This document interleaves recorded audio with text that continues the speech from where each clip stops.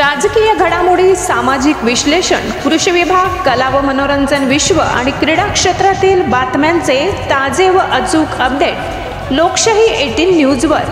बातमी मागची बातमी, शोध सत्याचा. काकाणी कन्या विद्यालय मालेगाव शारदोत्सव परंपरेप्रमाणे मोठ्या उत्साहात साजरा करण्यात आला. पहाटे 5 वाजता 5 कंदिल येथे संस्थेचे खजिनदार श्री रामनिवासजी सोनी सपत्नीक यांच्या हस्ते देवीची पूजा करण्यात आली. गुरुजनांच्या मार्गदर्शनाने देवी आरती करण्यात आली. लेझिम, महिषासूर मर्दिनी स्तोत्र, नवदुर्गा नृत्य, गोप नृत्य, गरबा नृत्य, टिपरी नृत्य असे विविध कला आविष्कार सादर करण्यात आले.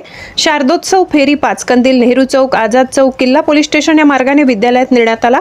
सदर फेरीत देवीच्या नावाच्या घोषाचा गजर, विविध आरत्या, लेझिमचे विविध प्रात्यक्षिक सादर करण्यात आले.